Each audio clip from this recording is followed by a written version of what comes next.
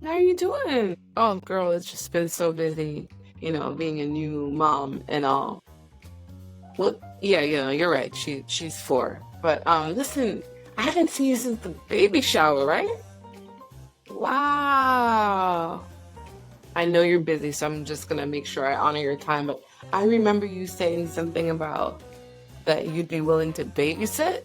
We have something on Friday that we would really love to attend. So I was just wondering if I could cash that in. Yeah, no, this Friday. Hello, hello, hello. It didn't happen in my 20s. Who cares? Now I've got all this fancy wisdom to share. Hey, I've got this baby, you're getting the best of me. Cause I'm a new mommy at 40.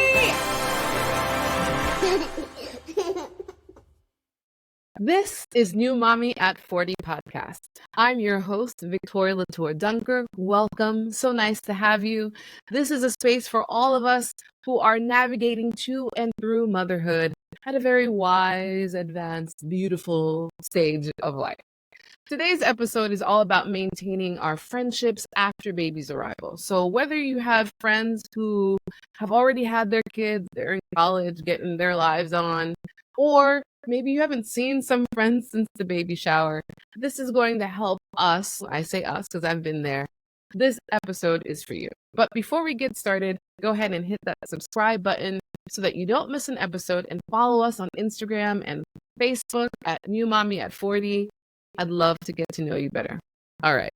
Okay. So I know that scenario is very far-fetched, but for real, there are people that we haven't seen in a long time, and we just expect that we can just pick up the phone and they should just be there for us in the way that we need, but we haven't actually voiced what we've needed in a long time. So for me, this came up because I realized that there were friends that I truly have not seen since my baby shower, but I also haven't reached out to them, and they probably don't know how to support. And at the end of the day, do I really need to lean on them for the type of support that I need? It's been kind of a learning curve of how to maintain the friendships that I had prior to having baby, especially since I had them for so long before the baby.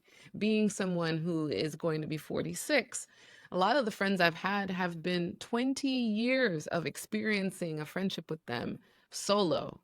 They have been my ride or dies forever. But they also have had children for the last 20 years. They're the ones that inspired this podcast by looking at their Facebook pages and seeing, oh my gosh, there's a post of that girl has a 22-year-old. He's going to college, or this one's graduating from high school, and here I am with like my pre-K student. So that changes dynamics. It doesn't make it impossible to maintain, but you adapt. And also, I have friends who are younger and not that much younger, but they're not in any serious relationships at the moment. And they're still dating and traveling and enjoying their lives. And it's not that they don't want someone, they just haven't found anyone. And they definitely don't have kids right now on the brain. So I'm in that middle ground of my, reaching out to my friends who've been there and have done it and are thinking about their retirement, and they're empty nesters. Or I have younger friends who, like I said, are still figuring it out. So, what do you do? And for me, I'm gonna basically tell you what I did to kind of bridge the gap and also stop waiting for people to do the things that I expected them to do, and just open my mouth. It's okay. So one of the things I noticed was I buried myself in motherhood. I don't know about you all, but you know, and as you should, right? It's you're getting acclimated to this new role, this new life, with this new kid. For me, doing that in the pandemic meant that I was in for real isolation in Harlem in our 1-bedroom apartment with this baby. And all my mommy and me stuff got canceled, which also included my friend group. I thought we would be, doing walks together, and they'd be taking turns pushing the stroller while I could have my hands free and drink my chai latte and chill. And those things didn't happen because they couldn't happen. And then when the world resumed, it just didn't seem that it was something to, then pick up the phone and say, hey, what are you doing? And I did a couple of like meetups with two of my really great friends that are that don't have any kids and enjoying their lives. And it was really nice to incorporate them into my new life, but it made me miss it. It made me miss the old life a little bit, where I thought, man, where are you going? What trip are you taking out? You taking, I want to be there.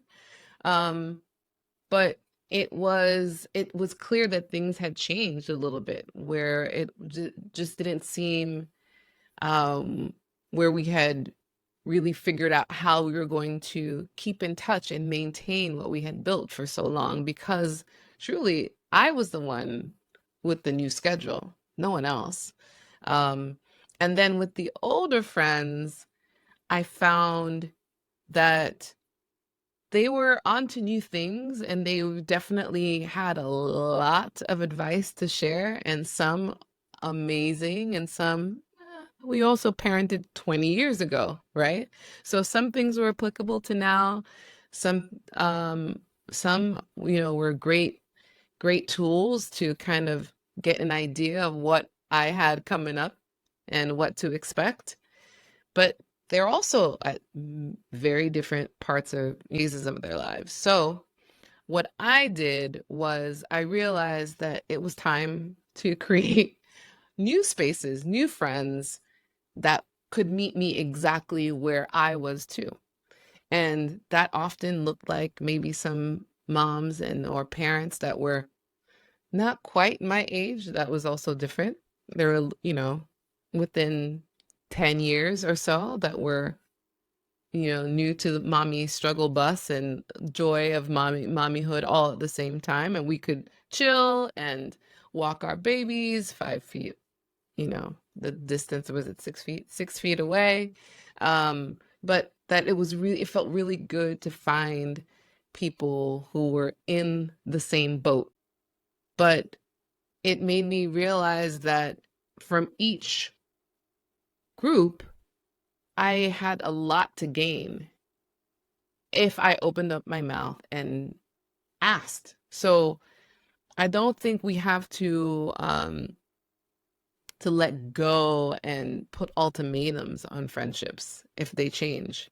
I think the most important thing is to um, give space to share what's going on in your life, because sometimes I know I assumed that people would know what I needed and just be there. And yes, I happen to be kind of that friend who will poke a lot and go, hey, I'm thinking about you. Is there any way that I can help? But not everyone is like that. And I don't think that necessarily is like a good or bad thing. I just think that, some people feel it's more respectful to give you your space. And if you needed something, you would let them know, which makes complete sense to me. And I remember when it was time for a true babysitting situation, it was so much easier to call on some of these friends if I had actually maintained, conversations with them. I couldn't just pick up the phone and just expect people to just, hey. And there are some people who would just jump in and go, oh, finally, you've asked me. But, it's strange to just get a call out of the blue and go, hey, where have you been, for the last 4 years of my life? So, um, to break it down, I think there are 5 things. I can count 5 things. One, what makes it easier, at least for me, is maybe the phone calls won't happen as much, but start a text group, start like a group chat with the friend groups that you've had, so that you can keep them abreast of your life. And not everything has to be a baby picture. I did that in the beginning, and I started to look back at some of the chat history and going like, okay, that was a little bit too much of just mommy life. It's fine. I understand that's what I was living, and I'm sure they had a lot of grace for me, but you can also take some time to talk about something else. That's what you have in common, is the other aspect of your life prior to baby. So start a group chat with your friends. And in that, number two, in those group chats, try your best to be an active listener as well, not just spewing off what happened in your day. Talk about ask them what's going on in your life. Um, remember the time, like it's good to reminisce on some things and bring things up just for the sake of nostalgia and normalcy. It will be like a mini vacation away from your life at the present, that, I'm sure releases some good endorphins too of just, reminiscing. Third, bringing them into your life by inviting them over.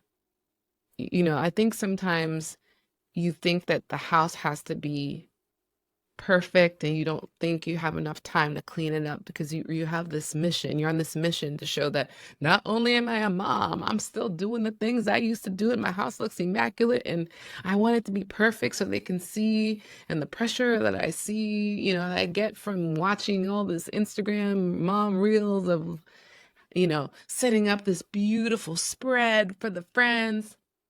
None of that is necessary. You don't have to do that. If you want them to get a real slice of your life, invite them and have them come over to your house just the way it is. Just say, this is the real. Come over. No, I don't have a whole lot of food. Can you bring something? Why don't we make it a potluck? You make one dish and you have them come over and bring something, and that's enough. You're enough. Like that's all you have to do. And if you need help around the house or anything that you need, I'm sure these friends would love to be there for you. So inviting them over and meeting where you are gives them an idea of exactly how they can be helpful to you. I've found myself, thinking that I need help in one thing, and then a friend will come over and they'll have a whole different perspective, right? Because this is a fresh set of eyes on my life. And they will offer such amazing things because they're seeing it for the first time and going, oh, you know what? Have you thought about moving this here? I think maybe that would make it easy to get to her stuff. Or, oh, you have this empty space right here. That would be a great space to put all the toys here. Or do you need me to just help you fold this laundry? Oh my God. That friend, hold on to that friend. That right now, I don't even know. I moved it for the sake of this video, but the pile of laundry that I have to get through is like, it's incredible. I would love for someone to just come by, have a little bit of tea. I can make tea that's low maintenance, or coffee, and just do that. Even that is so helpful. It's the simplest of things. It doesn't have to be so complicated. Number 4, going back to what I said earlier, it's okay to make new friends. And how do you do that? 1, the park is amazing. If any classes that you can sign up for, your local YMCA may have some classes, kid gyms. There are some that you can just get like a day pass to go if you're not able to make the financial commitment for a membership.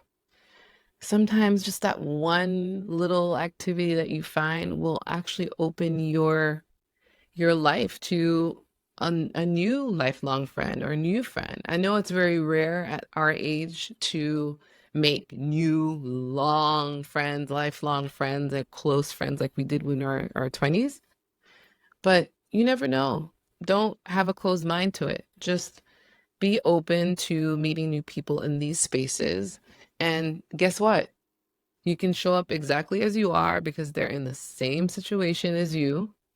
And in pools in the summertime, if you have any, like a community pool, I've met a lot of great friends there. Or make a meetup group. If I don't know if you're all familiar with the app Meetup. You literally can start something in your neighborhood, in your town, for people who are just like you. So that's 4. And 5, there might come to a point where you realize that the friendship really has changed. They may not recognize you as the person that they've known for 20 something plus years. It's just the seasons come to an end, and now you've evolved into a new space, a new phase of your life, and they're still on their path. It's okay to honor what was and to walk away. This has happened to me. I had a friendship that I thought I was going to have forever, really. And for whatever reason, she made a decision to step away. And while I would have loved at that time to at least really talk it out, because I just didn't think there was anything that we couldn't get through, she made a decision for herself.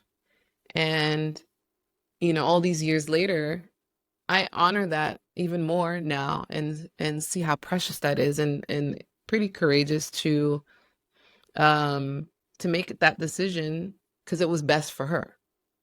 I would have loved to have learned that from myself earlier in my life, but honey, I'm in a season now where that's so much easier for me to do. Being who I am, I don't think I've ever just cut off and not explained, or it doesn't even have to be explained. I have taken the time to go, hey, I appreciate where we've been and what we've had, but I'm taking a different direction. To me, I feel like that's more in alignment of who I am, to at least say that, and then I have no problem doing it. But that's okay too.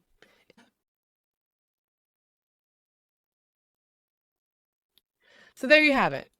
So if all else fails, we have online support, community. It's just so much out there. There are Facebook groups that I've joined, New Mommy at 40, hello, and so many on Instagram that I've been blessed to come across. And it's been great to have those extended friendships and relationships just brewing in the background while enjoying this journey. And it's a great one. And it's rare to find people right in front of you, right around you, that are experiencing motherhood at this stage. But that's what's great about being able to reach out into the ethers and build a community. So with that said, I'd love to hear about your experiences and how you're maintaining your friendships that you had prior to having your children or your child. So I'd love to hear from you.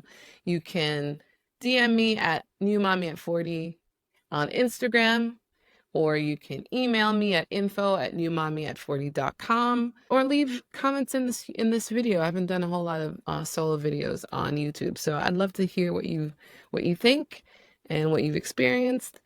I'll see you next week. And I'd like to hear from you. So leave a review wherever you're listening to this podcast. Follow us on all the social media platforms at New Mommy at 40. Our website is www.newmommy@40.com, where you can also submit to be my next guest. Theme song was written and performed by yours truly, composers Boris Tavasinov and myself. Musical arrangement by Yazioko, Yaz Fakoa, and animation by Ella's Animation. See you next week.